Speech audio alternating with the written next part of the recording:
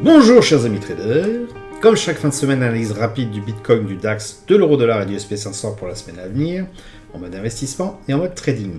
On commence comme d'habitude avec le calendrier économique de la semaine à venir, donc pas forcément beaucoup d'impact.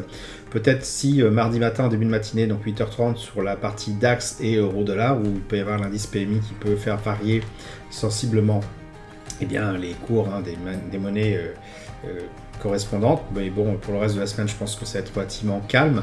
Si on regarde d'ailleurs très rapidement ce qui s'est passé la semaine dernière, on n'a pas eu un grand changement par rapport je dirais à ce qui a pu être dit la semaine dernière. Regardons déjà le Bitcoin exprimé en euros.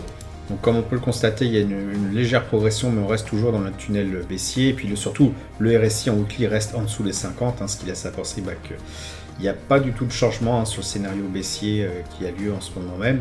Si on regarde l'unité de temps un peu plus rapide journalier, on voit qu'il y a eu effectivement une baisse en début de semaine. Quand ça a stagné, ça s'est mis à décoller, mais on est resté dans ce tunnel-là. Et puis les volumes ne sont pas forcément super présents. Donc voilà, un nouveau point consensuel semble se dessiner tout doucement. À voir si on va le casser par le haut, auquel cas ça pourra remettre en question ce mouvement qu'on suit depuis un petit moment sur le Bitcoin, ou en tout cas en baissier, puisque ça a commencé il y a à peu près un an, un petit peu plus d'un an. Donc à voir si ça va évoluer. Il est possible aussi qu'on rebondisse sur cette moyenne mobile de 100 jours, même pas, c'est 200 semaines, qui peut faire office de résistance. Donc à voir, mais en l'état actuel des choses, je reste en surveillance sur le Bitcoin. Concernant le DAX, je ne sais pas si vous vous rappelez, la semaine dernière, j'avais évoqué le fait qu'on puisse se mettre à osciller dans ce petit rectangle-là. C'est a priori ce qui est en train de se produire. Et tant qu'on va osciller dessus, on ne va pas pouvoir casser quoi que ce soit, ou en tout cas envisager un scénario à la hausse ou à la baisse pour le DAX. C'est un peu plus visible en journalier, on voit effectivement qu'on s'est mis à osciller de part et d'autre, et avec une oscillation tellement faible, finalement on ne peut pas faire grand chose, il faudra vraiment descendre dans une unité de temps beaucoup plus basse, peut-être même que le 1 heure ça va pas suffire. Si le 1 heure suffit, pour fader à chaque fois qu'on est en haut, de viser un retour au point consensuel, et à chaque fois qu'on est en bas, viser un retour vers le point consensuel, pour faire des trades rapides et sans doute nerveux au cours d'une journée, et pas beaucoup plus.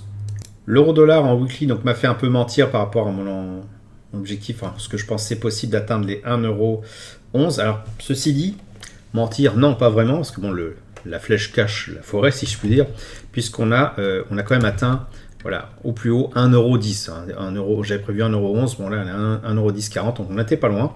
Et puis donc, il n'est même pas arrivé sur le point consensuel que j'avais envisagé tout simplement d'atteindre, et il fait un reflux direct. Donc je dirais le prochain objectif va être quelque chose sur les 1€, je dis pas de bêtises, 1,0588 et franchement là on est pas loin, on est dessus, c'est pas compliqué, donc non.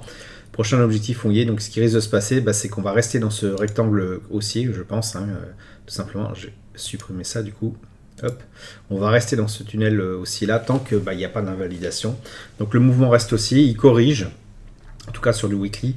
Il corrige depuis la semaine dernière, et là il a l'air de se stabiliser. Si je descends l'unité de temps en journalier, on voit effectivement qu'il est coincé entre ces deux points consensuels, donc entre les 1,0626 et les 1,0852, et il est fort probable finalement qu'on fasse exactement la même chose, qu'on oscille entre ces deux points la semaine prochaine.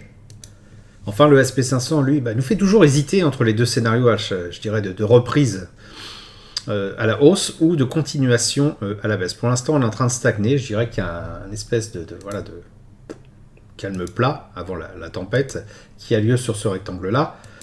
Au niveau des indicateurs techniques, on voit que le RSI a été légèrement cassé et qu'il semble revenir sur sa zone de neutralité ici. Maintenant, est-ce qu'il va recasser vers le bas ou rebondir? On ne sait pas trop. Le stochastique, lui, a l'air de se retourner. Je ne sais pas. J'ai l'impression qu'on va osciller un petit peu, et tout le monde est dans l'attentisme, qu'on va osciller un petit peu comme ça. Peut-être mettre les flèches, qu'on verra si j'avais raison la semaine prochaine. Quelque chose comme ça, alors peut-être pas aussi long, mais voilà. Cette philosophie-là du rectangle qu'on a ici, donc en gros un déplacement latéral le long de ce point, ce creux, ce ancien creux qui est en train de se transformer en pic de volume par prix. Donc ce que je dis souvent quand on est dans ce type de situation-là, c'est un peu comme vous avez un poids lourd dans un rond-point qui est en warning, vous ne savez pas s'il va continuer à tourner sur le rond-point ou à sortir. Le mieux c'est de laisser passer plutôt que de se faire écraser. Et donc je dirais pour l'instant on attend de voir ce qui se passe, on reste en attentisme total, on ne fait rien du tout. Profitons donc des vacances de février et restons tout simplement en dehors des marchés s'ils ne sont pas très lisibles. Voilà, j'espère que vous avez apprécié cette vidéo un peu plus rapide que d'habitude, mais quand il n'y a rien à dire, il n'y a rien à dire. Si c'est le cas, vous pouvez me laisser un pouce pour m'encourager à continuer. Abonnez-vous à la chaîne YouTube et activez les notifications pour ne rater aucune nouvelle publication. Je vous dis merci et à bientôt sur le blog.